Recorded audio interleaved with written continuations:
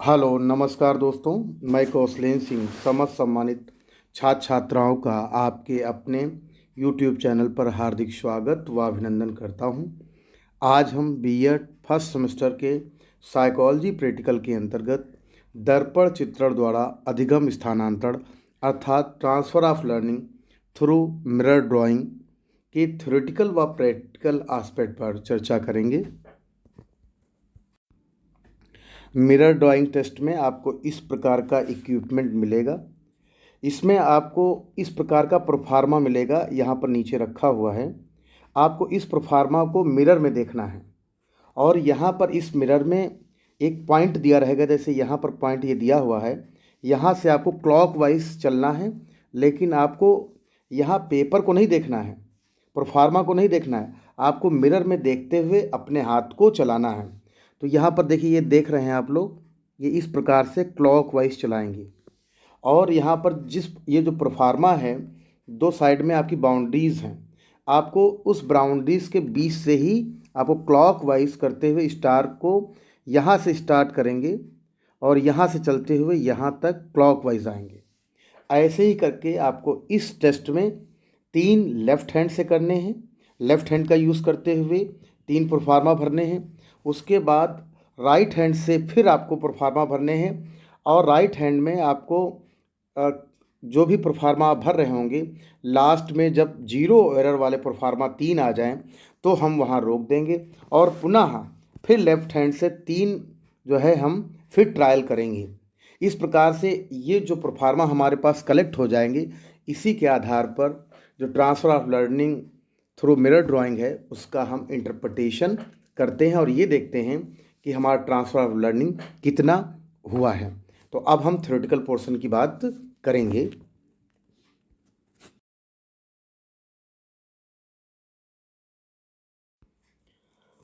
इस टेस्ट को लिखने से पहले हमें सैद्धांतिक पक्ष लिखना होता है।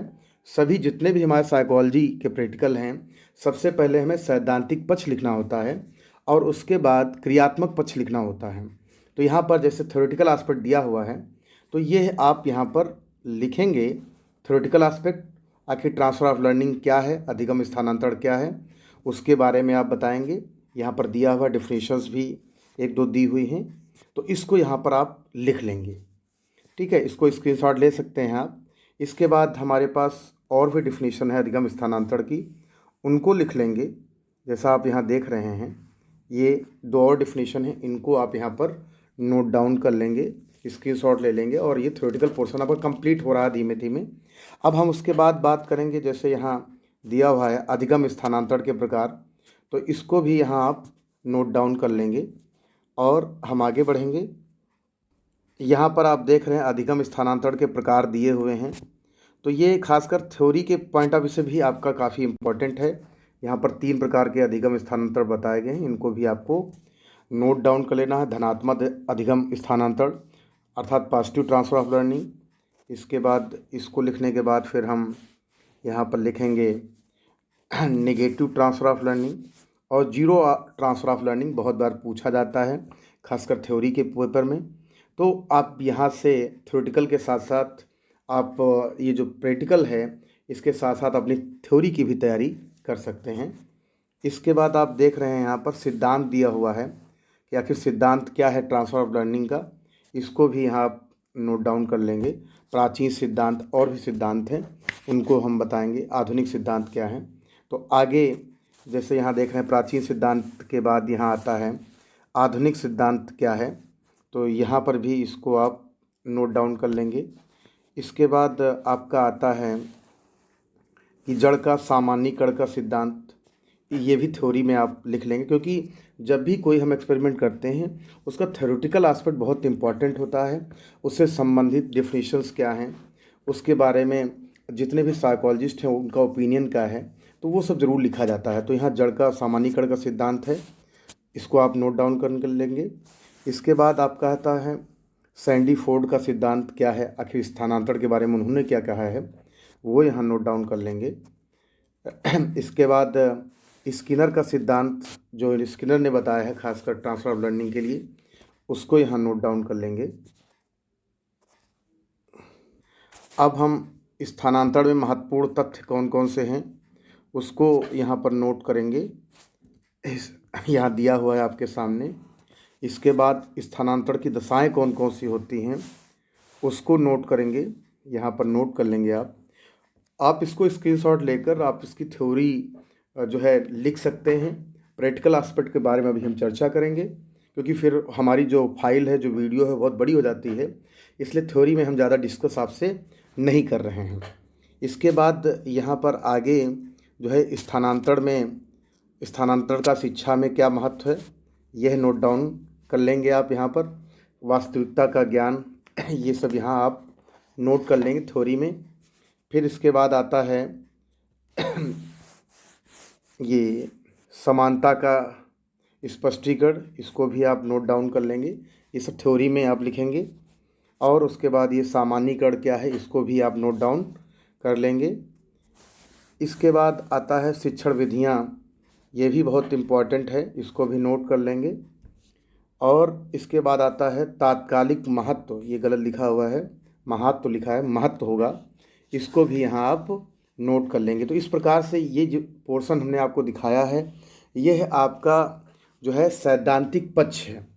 इस सैद्धांतिक पक्ष को कभी भी साइकोलॉजी प्रैक्टिकल जब भी यूनिवर्सिटी के द्वारा आयोजित होगा, वहाँ पर आपको लिखना नहीं है। आपको ये सिर्फ पढ़ने के लिए है, आपको उस प्रैक्टिकल से संबंधित बातों को समझने के लिए है। तो थ्योरेटिकल एस्पेक्ट को कभी भी एग्ज़ाम में आपको नहीं लिखना होगा। सिर्फ आपको जो प्रैक्टिकल फाइल बनाएंगे उसमें ज़रूर थ्योरेटिकल एस्पेक्ट लिखा जाता है। बिल्कुल स्पष्ट रूप से इसकी जानकारी आपको होनी चाहिए। अब हम आगे क्रियात्मक पक्ष की बात करेंगे।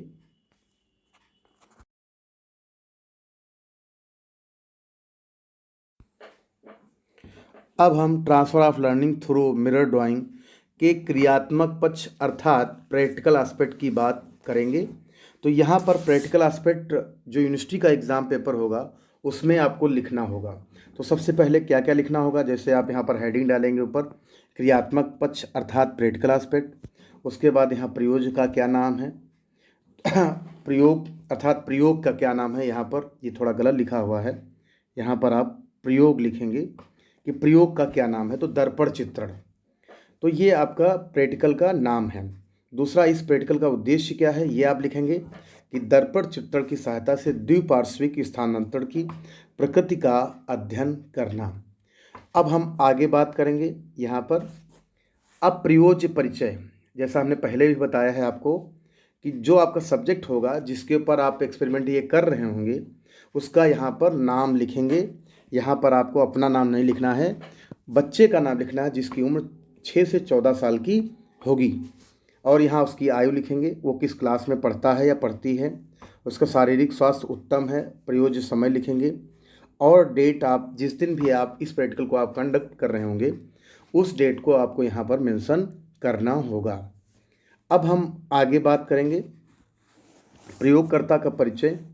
तो प्रयोगकर्ता का परिचय में आप अपना परिचय देंगे, अर्थात जो भी हमारा बीएड का स्टूडेंट है जो भी कर रहा होगा उसको अपना नाम देना है। ये बहुत बार बच्चे गलती करते हैं कि इसको कॉपी कर लेते हैं, तो इसको कॉपी नहीं करना, यहाँ आपको सेल्फ अपना नाम यहाँ देना है। और शिक्षा में बीएड अध्ययनरत रहेगा, व्यवसाय शिक्षण कार्य, तो ये आप इसमें मेंशन करेंगे। तो प्रयोगकर्ता एग्जामिनर बहुत ज़्यादा देखता है, क्योंकि बच्चे जब कॉपी करते हैं तो कभी कभी वो पूरा कॉपी कर लेते हैं और ये नहीं ध्यान रखते कि उनको किसका नाम यहाँ पर लिखना है। तो यहाँ पर प्रयोगकर्ता में बच्चे को अर्थात जो हमारा बीएड का स्टूडेंट है उसको अपना नाम लिखना है। इसके बाद आता है उपकरण एवं सामग्री। तो उपकरण और सामग्री का एक रहेगा, इसको भी आप स्क्रीनशॉट लेकर इसको यहाँ पर नोट डाउन करेंगे। और इसके बाद आता है यहाँ पर ये जो भी चीज़ें हैं, विराम घड़ी, ग्राफ पेपर, ये सब आता है।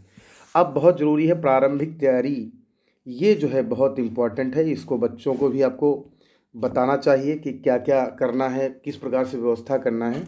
तो प्रारंभिक तैयारी में यहाँ पर जैसे आप देख रहे हैं 5 पॉइंट हैं। इसकी तैयारी जब भी हम एक्सपेरिमेंटर अर्थात बीएड का जो स्टूडेंट है वो इस एक्सपेरिमेंट को करने से पहले इतनी तैयारी जरूर करके रखेगा, अन्यथा उसको कहीं ना कहीं प्रैक्टिकल के बीच में समस्याएं होंगी। आगे हम बात कर रहे हैं निर्देश की, जो निर्देश इसमें दिए हैं कि जब हम स्टूडेंट को अर्थात सब्जेक्ट को सामने बैठालते हैं तो उससे पहले हम क्या करते हैं, उसको कुछ इंस्ट्रक्शंस देते हैं।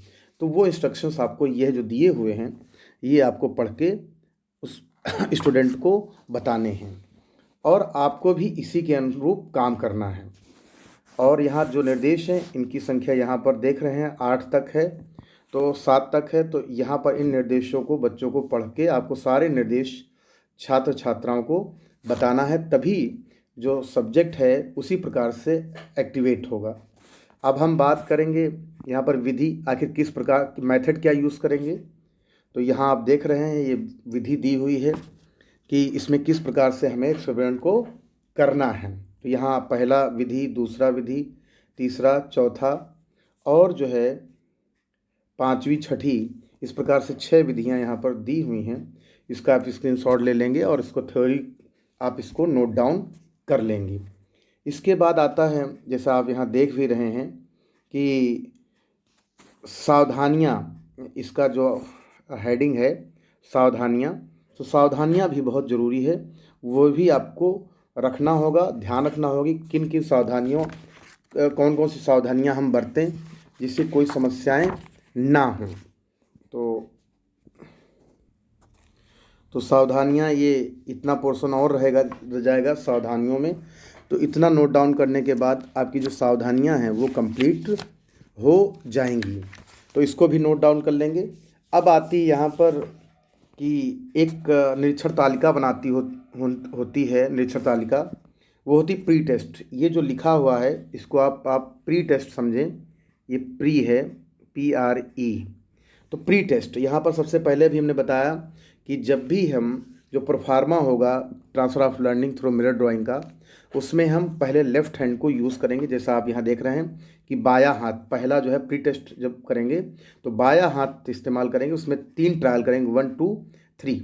जो भी टाइम होगा वो नोट कर लेंगे, हर ट्रायल का जितनी एरर आएंगी उनको नोट डाउन कर लेंगे और कितना टाइम लगा उसको नोट करेंगे, कुल त्रुटियाँ कितनी हुई उनको आप यहाँ पर नोट कर लेंगे। अब यहाँ पर देख रहे हैं एक औसत समय भी आपको निकालना होगा कि आखिर उस ट्रायल में कितना औसत समय लगा, तीनों ट्रायल में। जैसे तीनों प्रयासों में लगा कुल समय, कुल प्रयास 3, तो ये सेकंड प्रति प्रयास आ जाएगा। उसके बाद औसत त्रुटियाँ, एक तो समय का आपको मीन निकालना है, दूसरा आपको त्रुटि का, तो कुल त्रुटियाँ और कुल कितने प्रयास हुए। तो ये आपका एक जो है औसत त्रुटि का भी मीन निकल आएगा और औसत समय का भी मीन निकल आएगा। तो यहाँ पर ये चीज़ें आपको ध्यान रखनी होंगी। इसी प्रकार से हर जितने भी सब्जेक्ट हमारे जितने भी एक्सपेरिमेंटर हैं सबका औसत समय अलग आएगा, सबकी औसत त्रुटि अलग आएगी। आपको यही नोट डाउन नहीं करना है। आप जो एक्सपेरिमेंट कर रहे होंगे उससे आप यहाँ पर जो कुल समय लगा वो निकालेंगे और कुल त्रुटियाँ कितनी हुई उसको यहाँ पर आप निकालेंगे। इस प्रकार से आप निरीक्षण तालिका बनाएंगे प्री टेस्ट की। अब हम आगे बात करेंगे। अब हम यहाँ पर जैसे आप देख रहे हैं कि निरीक्षण तालिका जो है आप 2 बनाएंगे। तो निरीक्षण तालिका 2 में जैसे यहाँ आप देख भी रहे हैं कि इसे लर्निंग टेस्ट बोला जाता है। यहाँ पर अब आपको दायां हाथ प्रयोग करना है और दाएं हाथ में प्रयासों की संख्या आपकी 5 6 7 10 भी हो सकती है, लेकिन इसमें यह कंडीशन है कि आप तब तक ट्रायल करते रहेंगे कि जब तक कि यहाँ देखिए प्रयास संख्या 1 2 3 4 5 6, जब तक आपके लास्ट के 3 जो है 0 एरर ना आ जाए। यहाँ देखिए 1 2 3, ये 8वें 9वें और 10वें ट्रायल में बाएं हाथ से क्या हुई हैं त्रुटियां जो है 0 आई हैं। तो आपको जो है यहाँ पर जो दाहिना हाथ है, पहले तो आपने बाएं से इस्तेमाल किया है लेफ़्ट हैंड को, लेकिन अब जो है जब दाहिने हाथ का इस्तेमाल करेंगे लर्निंग टेस्ट में तो आपको तब तक ये ट्रायल करना है जब तक कि आपकी 3 0 एरर के जो है प्रोफार्मा ना आ जाए। तो यहाँ 8वें 9वें और 10वें जो आपने प्रोफार्मा लिया है उसमें त्रुटियां 0 हुई हैं। जब 0 0 3 हो जाएंगी उसके बाद हम फिर पोस्ट टेस्ट करेंगे। यहाँ पर भी आप कुल समय निकाल लेंगे। जैसा आप देख रहे हैं यहाँ पर कुल समय कितना लगा टोटल लर्निंग टेस्ट में और कुल त्रुटियां कितनी हुई हैं ये आप यहाँ नोट कर लेंगे। अब हम बात करेंगे पोस्ट टेस्ट की, कि निरीक्षण तालिका, यहाँ पर पोस्ट टेस्ट लिख लेंगे आप लोग। यहाँ पर आप पोस्ट टेस्ट लिख सकते हैं, ये आपका पोस्ट टेस्ट हुआ, ठीक है। और यहाँ पर आपको अब बायां हाथ अर्थात लेफ्ट हैंड को फिर यूज़ करना है। तो यहाँ बायां हाथ, यहाँ पर भी, यहाँ पर 3 ट्रायल आप लेंगे बाएं हाथ से, और यहाँ पर त्रुटियाँ कितनी भी हों उससे कोई हमें लेना देना नहीं है, हमें तो मीन निकालना है। तो यहाँ आप देख रहे हैं कि कुल समय कितना लगा, इसको नोट करेंगे, कुल त्रुटियाँ कितनी हुई ये हम नोट करेंगे। लेकिन ये भी कंपैरिजन करेंगे कि पहले जब हमने लेफ़्ट हैंड से जो है प्रोफार्मा भरा था तब त्रुटियाँ बहुत हुई थी, टाइम भी बहुत लगा था। लेकिन अब देख रहे हैं पोस्ट टेस्ट में अब त्रुटियाँ भी कम हैं और समय भी कम लग रहा है। तो अब इसका एक मीन भी निकाला जाएगा। यहाँ पर देख रहे हैं आप, मीन निकाला गया है यहाँ पर। तो मीन में एक औसत समय निकाला गया, कितना पोस्ट टेस्ट में टाइम लगा है, कितनी त्रुटियां हुई हैं, ये लिखा हुआ है कि औसत समय क्या रहा है और औसत त्रुटियां क्या रही हैं। तो यहाँ पर आप देख लेंगे तो आपको पूरा यहाँ पर निकल कर आपके सामने आ जाएगा। अब हम यहाँ पर एक कंपैरिजन करेंगे। यहाँ पर कंपैरिजन क्या करेंगे, देखें, जैसे आप देख रहे होंगे यहाँ पर कि तुलनात्मक तालिका बनाएंगे। तो जैसे यहाँ ये जो है आपका प्री टेस्ट है और ये पोस्ट टेस्ट है, अर्थात ये क्या है, पोस्ट है और ये क्या है, प्री है। तो यहाँ पर यही देखना है आपको कि त्रुटियाँ कितनी हुई, और आपका जो है कहीं ना कहीं आपको ये भी देखना है कि समय कितना लगा है। तो ये बहुत महत्वपूर्ण आपके लिए भी है। तो यहाँ पर आप देख रहे हैं कि जैसे त्रुटियाँ जो प्री टेस्ट हमने किया है उसमें कितनी हुई हैं, 15 हुई हैं। लेकिन जब हमने पोस्ट टेस्ट किया लेफ़्ट हैंड, दोनों ही पोस्ट और प्री में क्या है, आप देख रहे हैं लेफ़्ट हैंड यूज़ हो रहा है। तो लेफ़्ट हैंड से जब हमने प्रोफार्मा भरा तो पहली त्रुटियाँ कितनी हुई, 15 अर्थात 15 हुई।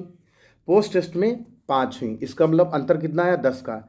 इसका मतलब कहीं ना कहीं ट्रांसफ़र ऑफ लर्निंग हुआ। राइट हैंड को जब हमने यूज़ किया बीच में, तो उससे जब हमने पोस्ट टेस्ट किया तो ट्रांसफ़र ऑफ लर्निंग हुआ।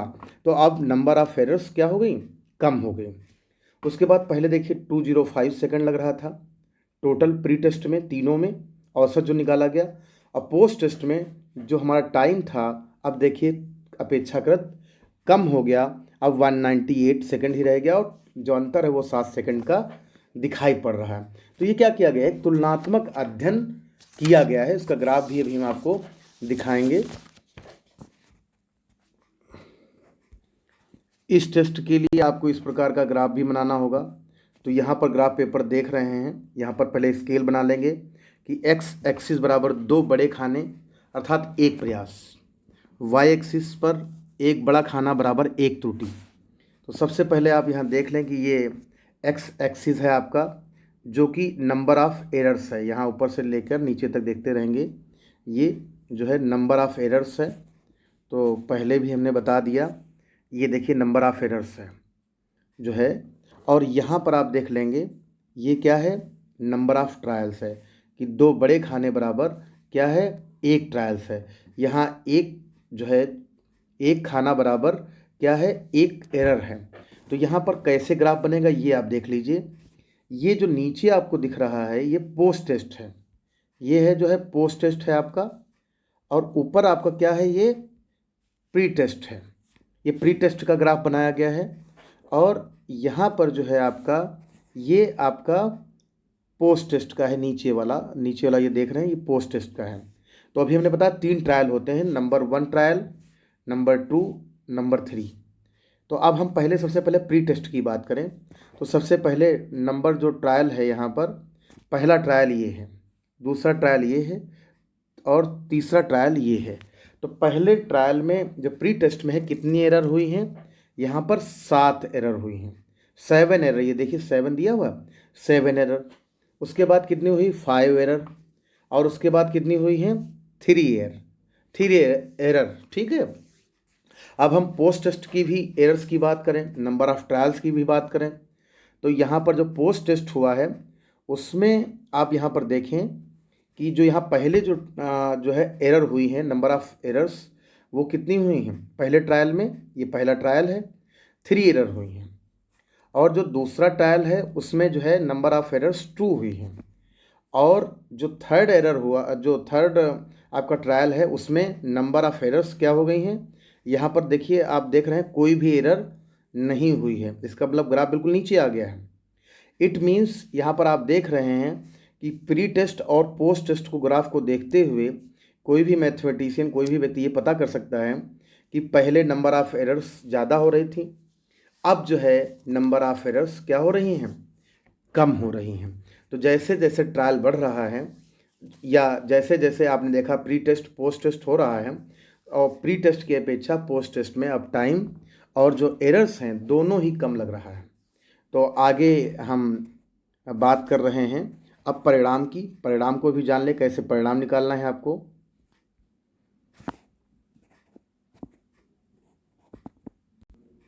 ग्राफ के बाद इस प्रकार के प्रोफार्मा जितने भी होंगे वो आपको यहाँ पर लगाने होंगे अपनी फाइल में। और जैसे हमने, आप यहाँ देख रहे हैं, यहाँ कॉलेज का नाम लिखेंगे, जहाँ पर भी जिस बच्चे का भी आप जो है यहाँ पर सब्जेक्ट के रूप में यूज़ कर रहे होंगे, उस विद्यालय का, उस कॉलेज बच्चे के विद्यालय का नाम यहाँ पर लिखेंगे, उसका नेम लिखेंगे, एज लिखेंगे, 6 से 14 साल का हो, उसका लिंग लिखेंगे, टाइम लिखेंगे, डेट लिखेंगे। तो सबसे पहली बड़ी बात है, यहाँ पर आप देख रहे हैं ये इस प्रकार का प्रोफार्मा आपका रहेगा, जैसे ट्रायल नंबर 1 है। इसी प्रकार लेफ्ट हैंड से आपको 1 2 3 3 ट्रायल यहाँ पर कराने हैं, वो आपको यहाँ लिखना होगा। उसके बाद कौन सा हैंड यूज़ कर रहे हैं, तो जैसे लेफ़्ट हैंड को पहले यूज़ करेंगे 3 बार, और यहाँ टाइम कितना लगा है ये भी यहाँ बताएंगे, जैसे ये दिया हुआ है, और सेकंड कितना लगा है, कितना एरर हो गया, जैसे यहाँ पर एरर कितनी हुई है ये लिखा गया है। और यहाँ पर आपको सबसे पहले क्लॉकवाइज यहाँ से स्टार्ट करना है, ये मिरर में देखकर यहाँ से इसको ऐसे स्टार्ट करना है, ऐसे ही, ऐसे जाते हुए फिर ये यहाँ से, ये जितनी बार यहाँ टच करेगा वो एरर हो जाएगी। जैसे यहाँ पर ये टच किया तो इसका एरर हो गया, मान लिया यहाँ टच किया तो एरर हो गया। जितनी बार बाउंड्री से टकराएगा उतनी उसमें एरर्स हो जाएंगी, उसको हम नोट कर लेंगे। तो ये पहला, मान लिया आपका प्री टेस्ट में पहला ट्रायल है, फिर उसी प्रकार से दूसरा करेंगे, फिर तीसरा करेंगे, फिर आप राइट हैंड का यूज़ करेंगे। जैसे आप अभी यहाँ देखिए, ये राइट हैंड का एक है, तो राइट हैंड को हमने यूज़ किया यहाँ पर। तो राइट हैंड में क्या होगा, अब आपको मिरर में देखकर क्लॉकवाइज ही चलना है, आपको यहाँ ऐसे चलना है, इसको ऐसे चलेंगे, जितनी बार टच करेगा ये ऐसे करते हुए यहाँ पर वापस आ जाएंगे। आप यहाँ पर राइट हैंड लिख देंगे कौन सा कितना एरर हुआ है। तो आपको राइट हैंड तब तक यूज़ करते रहना है जब तक कि एरर 0 के 3 प्रोफार्मा ना आ जाए। जैसे पहला आया, फिर एक और करेंगे, फिर और करेंगे, तो 3 कम से कम करके फिर हम पोस्ट टेस्ट करेंगे। तो पोस्ट टेस्ट में फिर हम क्या करेंगे, यहाँ पर देख रहे हैं ये पोस्ट टेस्ट का एक है, यहाँ पर भी बच्चे का नाम वगैरह सब लिखेंगे, और नाम लिखेंगे, दिनांक, एज, समय सब लिखेंगे यहाँ पर। तो यहाँ पर भी, यहाँ पर देख रहे हैं लेफ़्ट हैंड का यूज़ किया गया है, तो लेफ़्ट का ये पोस्ट टेस्ट का है। ट्रायल नंबर कौन सा है, तो यहाँ पर भी आपको टाइम लिखना होगा जितना आपका लगेगा, मिनट्स कितना हुआ एरर। तो ये लेफ़्ट हैंड का है, आप ये पोस्ट टेस्ट है। तो पोस्ट टेस्ट में आप देख रहे हैं यहाँ पर, यहाँ से आप स्टार्ट करेंगे क्लॉकवाइज, ये लेफ़्ट हैंड से यूज़ करेंगे, और ये करते करते यहाँ तक वापस लौट आएंगे। ये 3 बार करना होगा। इसमें ये नहीं देखना मैं 0 एरर आ रहा है या नहीं आ रहा, आपको फिर कंपैरिजन करना है, प्री टेस्ट में कितना एरर हुआ है, पोस्ट टेस्ट में कितना एरर हुआ है, प्री टेस्ट में कितना टाइम लगा था, और पोस्ट टेस्ट में कितना टाइम लगा है। फिर हम परिणामों की व्याख्या करेंगे। तो अब हम परिणामों पर चर्चा करने जा रहे हैं। अब यहाँ आप देख रहे हैं, यहाँ पर आपको परिणाम लिखना होगा। परिणाम जैसे यहाँ लिखा हुआ प्रथम या पूर्व परिस्थिति, प्रथम परिस्थिति में समय औसत त्रुटियाँ कुल कितने होनी चाहिए, दूसरी में क्या, ये सब आपको यहाँ पर लिखना होगा। तो यहाँ पर जब लिखेंगे तो आपको बहुत सी चीज़ें क्लियर हो जाएंगी, और जो जो चीज़ें आपने वहाँ देखी हैं, हमारे फर्स्ट जो आपने एक्सपेरिमेंट किया है, तो वो आपको यहाँ पर बताना होगा कि आपने प्री टेस्ट में जब हमने किया तो कुल कितनी त्रुटियाँ थीं। परिणाम लिखेंगे ना आप, तो यहाँ पर प्री टेस्ट में कितनी गलतियाँ थीं, त्रुटियाँ थीं, कितना समय लगा, ये लिखेंगे। दूसरी परिस्थिति भी यहाँ पर रहेगी कि हमने पोस्ट टेस्ट में जो है कितनी गलतियां हुई, कितने एरर्स हुए, कितना समय लगा, और जो हमने दाएं हाथ से किया था तो उसका प्रभाव कितना पड़ा, वो आप यहाँ पर अपनी भाषा में परिणाम में ज़रूर लिखेंगे। बिल्कुल सिंपल सा, अगर पहले प्री टेस्ट में 10 गलतियाँ हो रही थी तो पोस्ट टेस्ट में अगर 5 हो रही तो इसका मतलब कहीं ना कहीं जब हम बाएं हाथ को के बाद जब दाएं हाथ को यूज़ कर रहे थे तो कहीं ना कहीं दर्पण चित्रण द्वारा सीखने आँख और हाथ के समायोजन पर आश्रित है, तो कहीं ना कहीं प्रभाव पड़ रहा है। जब हमने जो बीच में दाहिने हाथ से जब एक्सपेरिमेंट किया तो उसका प्रभाव कहीं ना कहीं पोस्ट टेस्ट के ऊपर पड़ा, अर्थात उसका धनात्मक प्रभाव पड़ा। तो ये चीज़ें आप यहाँ पर परिणाम में देख सकते हैं, बता सकते हैं। अब इसके बाद आता है कि परिणामों की व्याख्या, कि प्रथम या पूर्व परिस्थिति या बाएं हाथ की। तो यहाँ पर जैसे दिया हुआ है कि प्रथम परिस्थिति में प्रयोज ने 3 प्रयास किए, तो उसमें बाएं हाथ से प्रयोज ने प्रथम प्रयास किए जो उसने बाएं हाथ से किए, उसमें 3 त्रुटियों की दूसरा प्रयास 72 सेकंड में पूरा किया, 7 त्रुटियां की, और इसी प्रकार उसने ये पूरा कुछ आपको ये लिखना होगा कि फर्स्ट ट्रायल में जो है कितनी गलतियां हुई, कितना समय लगा, सेकंड ट्रायल में कितनी गलतियां हुई और कितना समय लगा, थर्ड ट्रायल में कितनी गलतियां हुई और कितना समय लगा, वो हर स्टूडेंट को अलग अलग लिखना होगा। वह आपके एक्सपेरिमेंट के ऊपर आधारित है। अब हम आगे बात करेंगे इसमें, जो यहाँ दूसरी परिस्थिति है, दाहिना हाथ जब यूज़ कर रहे थे तो उसमें भी यही लिखेंगे कि जो दाहिने हाथ से जो हमने किया तो उसमें पहले प्रयास में जैसे है कितना समय लगा, कितनी त्रुटियां हुई, दूसरे में कितनी लगी, तीसरे में कितनी लगी, चौथे में कितनी लगी, कितनी त्रुटियां हुई, पाँचवें प्रयास में कितनी त्रुटियां लगी, कितना समय लगा, और किस प्रयास में हमें जो है जो त्रुटि है वो 0 हुई है। तो आप लिखेंगे 7वें, 8वें, 9वें, जो भी आपका रहेगा, छठा, 7वां, 8वां, कि इस प्रयासों में हमारी जो त्रुटि हुई वो 0 हुई। तो कम से कम जो दूसरी परिस्थिति है उसमें कम से कम 3 आपको 0 त्रुटि वाले प्रयास करने हैं। वो कोई भी प्रयास संख्या आपका हो सकता, 7वां, 8वां हो सकता है, 9वां हो सकता है, छठा, 7वां, 8वां हो सकता है, कोई भी 7वां, 8वां, 9वां हो सकता है, 8वां, 9वां, 10वां हो सकता है, कोई भी प्रयास आपका 3 ऐसे होंगे जो दाहिने हाथ से जो जिसमें क्या होगा, 0 एरर होगा। अब हम बात कर रहे हैं तीसरे प्रयास की, अर्थात पाश्चात्य परिस्थिति, अर्थात यहाँ पोस्ट टेस्ट की बात हो रही, बाएं हाथ की पुनः फिर।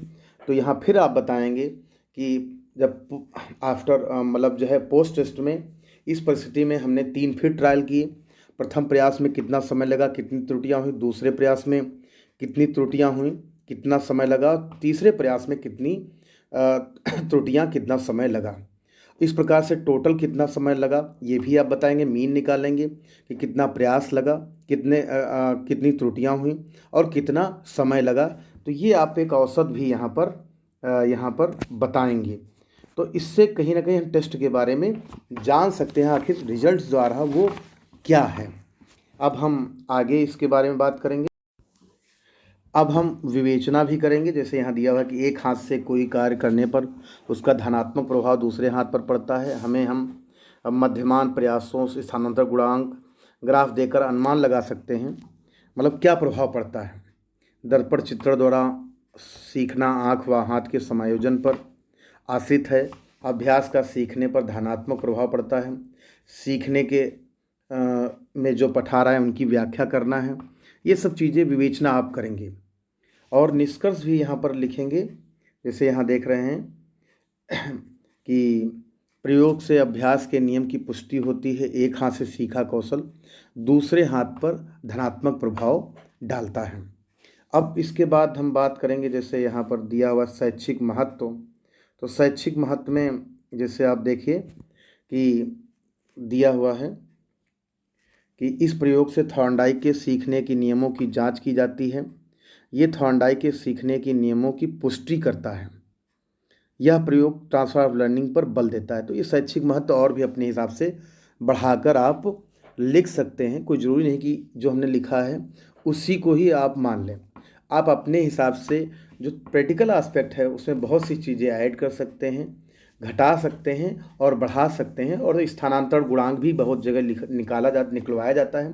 तो आप स्थानांतरण गुणांक भी निकाल सकते हैं, क्योंकि ये बताया हमने कि इस टेस्ट में जो हमारा स्थानांतरण गुणांक है, ग्राफ है, मध्यमान है, प्रयास का मध्यमान है, समय का मध्यमान है, उसको देखकर हम बहुत कुछ आइडिया लगा लेते हैं कि जो है हमारा कितना ट्रांसफर लर्निंग का धनात्मक प्रभाव एक हाथ से दूसरे हाथ पर पड़ा है। आशा है कि आपको प्रैक्टिकल समझ में आया होगा। आने वाले समय में और भी आपको बीएड से संबंधित साइकोलॉजी प्रैक्टिकल मैं आपको अपलोड करूंगा। अगर आप मेरे चैनल पर पहली बार आए हैं तो सब्सक्राइब अवश्य कर लें, व अगर आपको मेरा वीडियो पसंद आया हो तो लाइक शेयर ज़रूर करें, व बेल आइकॉन को ही प्रेस कर लें, जिससे आपको मेरे नए वीडियो का नोटिफिकेशन सबसे पहले मिल सके। धन्यवाद। नमस्कार दोस्तों।